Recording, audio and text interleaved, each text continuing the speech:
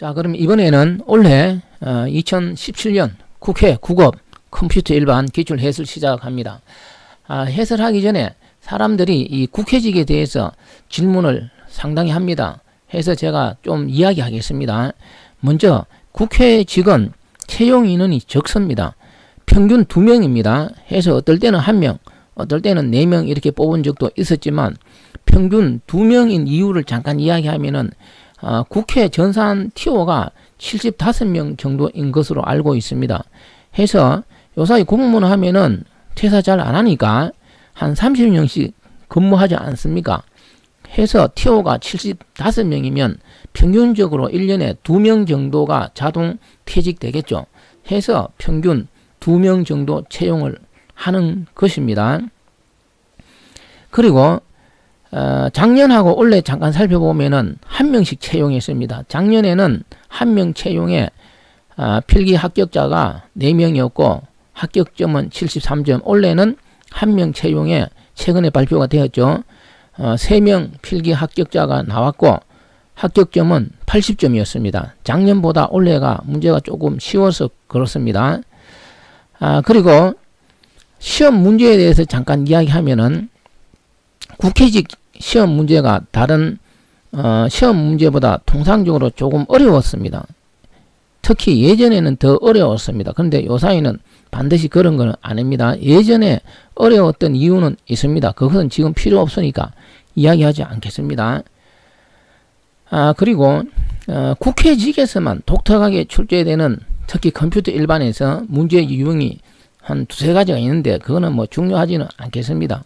하지만 국회직에서 놓은 시험 문제도 다른 곳에서 비슷하게 출제되기도 하니까 문제는 한번 좀 살펴보아야만 합니다.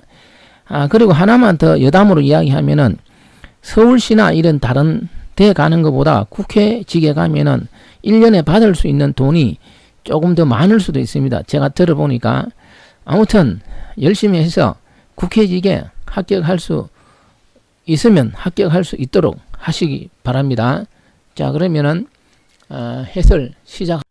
자, 그럼 1번 간접 주소 지정 방식에 대한 내용이 되겠습니다.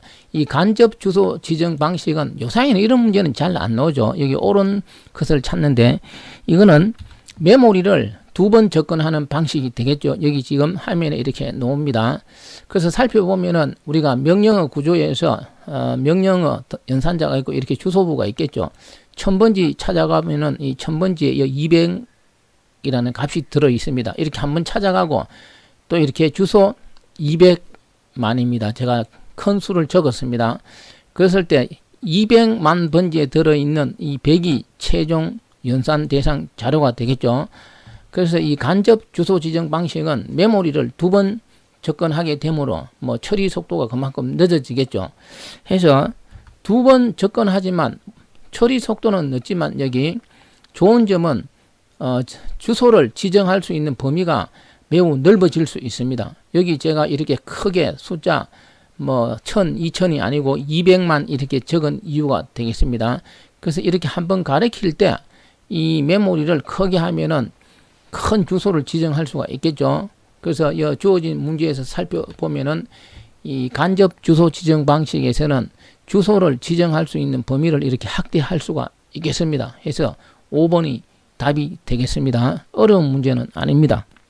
자, 그럼 다음 문제. 자, 2번은 이 기계 학습인데 이 문제가 다른 곳에서는 한 번도 출제되지 않았는데 국회직에서는 작년에도 출제되고 올해도 이렇게 출제됩니다.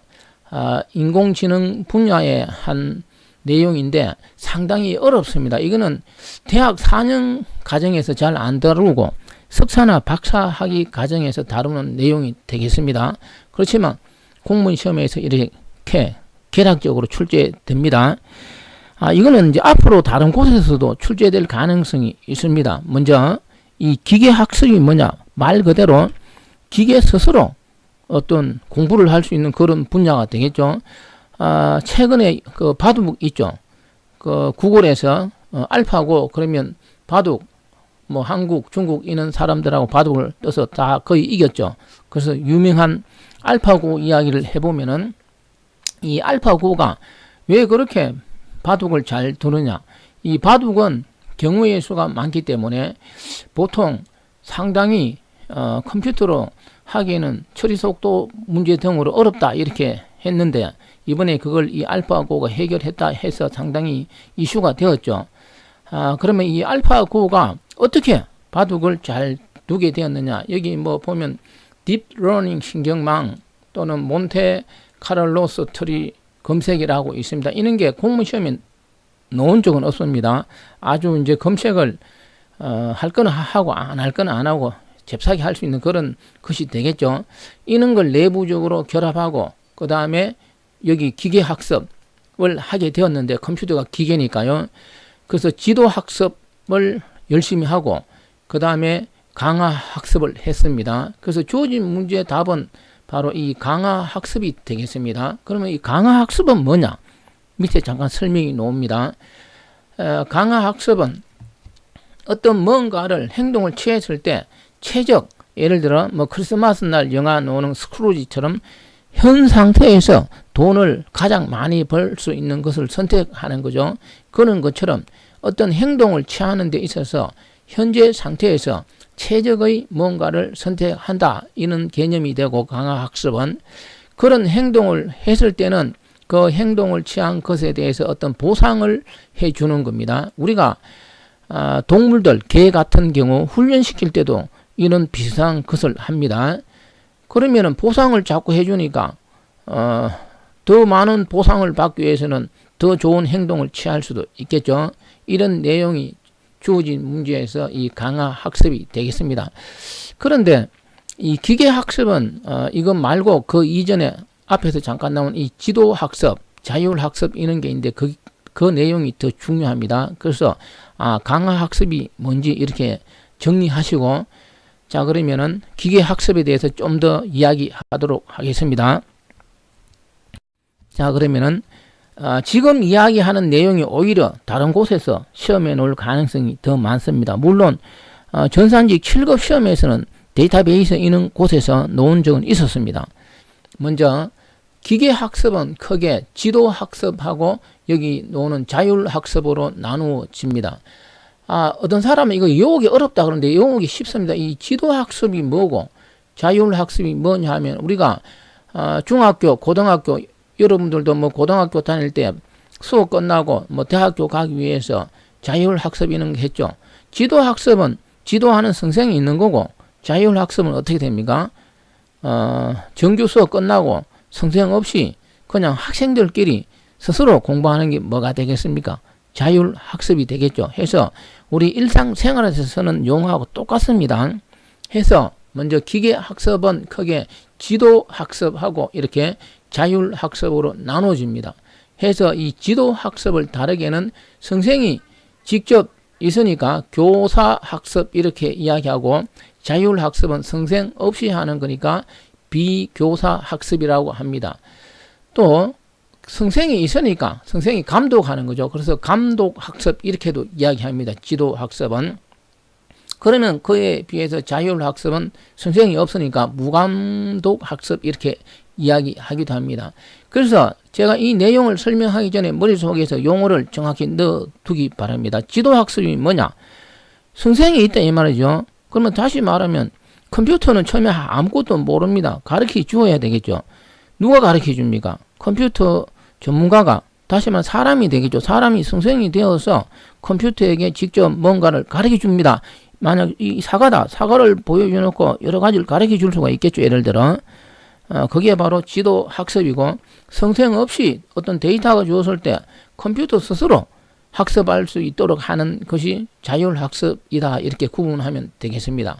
해서 좀 더 세부적으로 살펴보면은 이 지도학습은 지금 설명한 것처럼 사람이 선생이 되는 거죠. 교사가 되어서 컴퓨터한테 데이터를 줍니다. 그러면 데이터를 줄 때 어떻게 주느냐? 밑에 예를 보면은 여기 입력 X 이렇게 되어 있고 입력 X에 대해서 레이블 Y를 붙인 데이터를 컴퓨터에 주는데 이때 레이블은 X에 대한 정보가 되겠죠. 우리가 레이블 그러면 뭡니까? 뭐 어떤 뭔가 있을 때 그거에 대해서 부가적인 설명을 해서 이렇게 붙여놓은 게 라벨 그건 레이블이죠. 해서 어떤 입력 값에 대해서 레이블을 붙여서 컴퓨터한테 주는 방식은 지도학습, 선생이 그렇게 붙여서 준다 이 말이죠. 근데 어떤 입력에 대해서 선생이 없습니다. 선생이 없기 때문에 레이블을 붙일 수가 없죠. 레이블 없이 컴퓨터 스스로 어떤 입력 자료에 대해서 학습해 나가는 게 바로 자율학습이 되겠습니다. 차이점은 레이블이 있느냐 없느냐에 따라서 지도학습, 자율학습 이렇게 구분한다는 것을 머릿속에 넣어 두시고, 좀 더 살펴보면은 이 지도학습 지금 설명한 것처럼 사람이 직접 개입함으로 정확도가 높은 자료를 골라서 사용할 수 있다는 장점이 있는 반면에 사람이 직접 레이블을 달아야 되기 때문에 시간 부담이 있겠죠. 자, 그 다음 밑에 자율학습은 어떤 입력에 대해서 레이블이 없다는 것은 정답이 없는 문제를 푸는 학습이다 이렇게 이야기합니다. 예를 들어 한국말 중에서도 장사 이렇게 이야기하면 어떻게 됩니까? 장사가 힘 센 사람도 장사가 되고 시장에서 물건 파는 것도 장사가 되고 여러 가지가 있죠. 우리가 한국말은 여러 가지 의미가 없는 것처럼 느껴지는데 우리가 한국 사람이니까 영어라든지 중국어 사전 찾아보면 단어 하나에 의미가 어떻게 됩니까? 수도 없이 많죠. 그래서 어떤 뭔가 입력 자료에 대해서 그 입력 자료에 대한 부가적인 설명이 필요하겠죠. 그게 레이블이라 그러는데 그게 있느냐 없느냐, 없는 경우는 정답이 없는 문제를 푼다 이렇게 이야기하고, 그렇다면 우리가 현실적으로 인터넷에 있는 대부분의 데이터는 레이블이 없는 형태로 존재합니다. 해서 이 기계학습이 앞으로 해결해야 할 과제가 되겠습니다. 자, 그 다음에 지도학습은 이 부분이 이제 시험에 또 출제가 될 수 있습니다. 요사이 데이터 마이닝 잘 거론되지 않습니까? 데이터베이스에서. 물론 9급에서는 많이 거론되지는 않지만 7급에서는 상당히 많이 거론되죠. 9급에서도 출제될 수가 있습니다. 그래서 우리가 데이터 마이닝에서 뭐가 있느냐 하면은 뭐 연관 규칙도 이거 여러 가지가 있죠. 그 중에 분류라고 있습니다. 우리가 한국말로 했을 때 분류가 있고, 아래쪽에 보겠습니다. 자율학습에서는 군집, 클러스터링이 있습니다. 데이터 마이닝에서. 어떤 많은 데이터가 있을 때 이 분류하는 거하고 많은 데이터가 있을 때 어떤 군집화하는 거는 어떻게 보면 비슷한 측면이 있습니다. 근데 의미는 다릅니다. 이 결론적으로 먼저 이야기하면은 데이터 마이닝에서 분류는 지도학습이 적용되고 데이터 마이닝에서 군집하는 자율학습하고 연관을 가집니다. 해서 시험에는 이렇게 놓을 수가 있습니다. 이 분류하고 군집화에 대해서 설명하자면 긴데, 분류는 어떤 뭔가 있을 때, 예를 들어 우리가 운전면허 이런 거 따고 교통사고가 나면은 교통사고를 많이 내면은 어떻게 됩니까? 그 다음에 그 보험료 올라가죠. 그런 것처럼 우리가 은행 있는 데서도 신용이 좋은 사람은 이자가 낮고 신용이 나쁜 사람은 이자가 높죠. 어떻게 보면 이렇게 거꾸로 해야 되는데 현실은 그렇지 않습니다. 그런 것처럼 그 사람의 어떤 과거 데이터를 보고서 그 과거 데이터를 통해서 정확하게 어떻게 됩니까? 분류를 할 수 있는 거죠. 이 사람은 과거에 신용이 좋았으니까, 신용이 좋으니까 이렇게 대출 많이 해줘도 이자도 잘 낼 것이다 이런 거 있지 않습니까? 어떤 뭔가가 있을 때 그 답을 찾을 수 있는 겁니다. 그런 게 분류라면은 많은 사람들이 있을 때 어떤 결과가 없습니다. 예를 들어 한국 사람 5천만 명이 있을 때 그것을 어떤 특징별로 어떤 특징이 있을지 모르죠. 그걸 그 특징별로 이렇게 나눌 수가 있습니다. 어떤 그런 개념에서 사용되는 게 그 비슷한 무리들을 모으는 것을 우리가 군집하라고 합니다. 해서 분류하고 군집하는 이 정도 설명하겠습니다. 그리고 마지막으로 하나 더 이야기하면은 위에 있는 이 지도학습은 여러 가지 기법이 있겠죠. 그 중에 보면 뭐 의사결정 트리라든지 여기 놓습니다. SVM 의사결정 트리, 뭐 KNN 로지스틱 회기법 등이 이 지도학습 기법으로 있습니다. 이들 내용은 몰라도 되지만 이 말 자체는 경우에 따라서는 출제될 수가 있습니다. 그래서 이 기계학습이 일반 전산직 공무원 시험에서는 지금 그다지 출제되지는 않았지만 지금 많이 뜨고 있기 때문에 경우에 따라서는 출제될 수도 있겠습니다. 다시 정리하면은 기계학습은 여러 가지 내용이 많습니다. 그 중에 가장 기본이 되는 게 지도학습, 그 다음에 자율학습이 되겠습니다. 이런 지도 또는 자율학습을 통해서 기본적으로 컴퓨터가 학습을 하고 좀 더 발전하기 위해서 앞에서 놓은 이런 강화학습을 하게 되겠습니다. 자, 그럼 다음 넘어갑니다. 가상 메모리, 이거는 시험에 상당히 많이 출제되죠. 이 주어진 문제는 지금 내부 단편화, 외부 단편화 부분입니다. 물론 가상 메모리는 여러 가지 설명할 게 많습니다. 근데 이 주어진 3번 문제는 내부 또는 외부 단편화가 이 페이지 기반하고 세그먼트 기반에서 어떻게 발생되느냐, 이 문제입니다. 작년에도 일반 다른 전산직 시험에서도 나왔습니다. 우리가 잘 알죠. 기본적으로 페이지 기반은 크기를 똑같이 분할하는 거고, 세그먼트 기반은 크기를 서로 다르게 분할하죠. 크기를 똑같이 분할하다 보니까 페이지 기반에서는 내부 단편화는 발생되지 않습니다. 왜냐하면은 프로세서 페이지 크기하고 메모리 램, 프레임 크기를 똑같이 하다 보니까 페이지 기반 가상 기법에서는 내부, 외부 단편화는 거의 발생되지 않습니다. 근데 외부 단편화는 발생되지 않고 이 내부 단편화는 소량 발생이 되는데, 그 이유는 마지막 잘랐을 때 정확하게 그 프레임 크기하고 페이지 크기하고 일치하지는 않죠. 평균적으로 2분의 1이라고 하지 않습니까? 그 내용 정리하시면 되고, 근데 이 세그먼트 기반에서는 입력되는, 반입되는 크기대로 램을 우리가 동적 분할한다 그러죠. 자르면은 내부 단편화는 발생되지 않죠. 근데 외부 단편화는 발생됩니다. 왜냐하면은 크기를 다르게 램, 메모리를 분할해 놔놓고 뭐 들어갔다 나갔다 자유 영역이 됐을 때 크기가 적으면 어떻게 돼요? 외부에서 들어오는 게 너무 크면은 못 들어가죠. 그래서 외부 단편화가 발생되는데, 옆에 잠깐 적어 보면은 이 세그먼트 기반에서는 메모리를 동적으로 이렇게 분할합니다. 동적으로 분할하다 보니까 반입되는 세그먼트 크기를 메모리 크기에 맞게 분할했다는 거죠. 하다 보니까 그 분할된 메모리 영역 크기는 서로 다릅니다. 해서 새로 반입되는 어떤 내용이 분할된 이 자유 영역들보다 더 크면은, 다시 말하면 분할된 자유 영역들이 너무 작을 때가 되겠죠. 그러면 외부 단편화가 발생되겠습니다. 해서 주어진 문제에서 이 세그먼트 방식은 외부 단편화가 발생되지 않는다 해서 틀렸습니다. 제가 뭐 더 많이 설명할 수 있는데 잘 알 것 같습니다. 이 부분은. 그래서 이 부분은 여기 테이블에 있는 이 내용을 잘 정리하면 되겠습니다. 자, 그럼 다음 문제. 유닉스 파일 시스템. 이것도 예전에는 좀 출제됐는데, 이 아이노드에 대해서 요사이는 거의 잘 출제되지 않고 있습니다. 근데 이번에 출제가 되었습니다. 여기서는 그 아이노드에 존재하지 않는 정보를 옳지 않는 것은 인데, 먼저 답은 1번이 되겠습니다. 파일 이름은 아이노드에 존재하지 않습니다. 먼저 살펴보고 아이노드에 대해서 또 더 깊이 있게 살펴보도록 하겠습니다. 자, 그러면 이 유닉스에서는 이 파일 시스템이 뭐냐? 먼저 윈도우하고 좀 다릅니다. 이 유닉스에서는 모든 것을 거의 파일로 취급합니다. 예를 들어 뭐 우리가 입력하는 키보드, 마우스, 모니터, 이 닉은 그 랜 카드 같은 걸 말하죠. 인터넷 통신하기 위해서.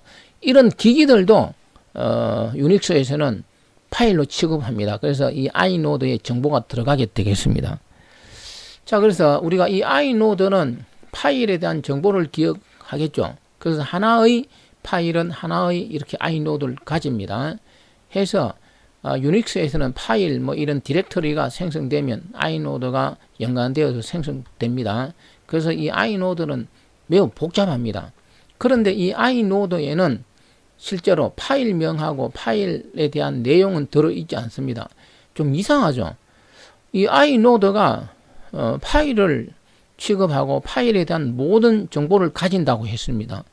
그러면 파일에서 기본적으로 이름은 중요합니다. 사람도 태어나면 이름을 부여받죠. 새로운 파일이 생성되면 기본적으로 이름이 부여됩니다.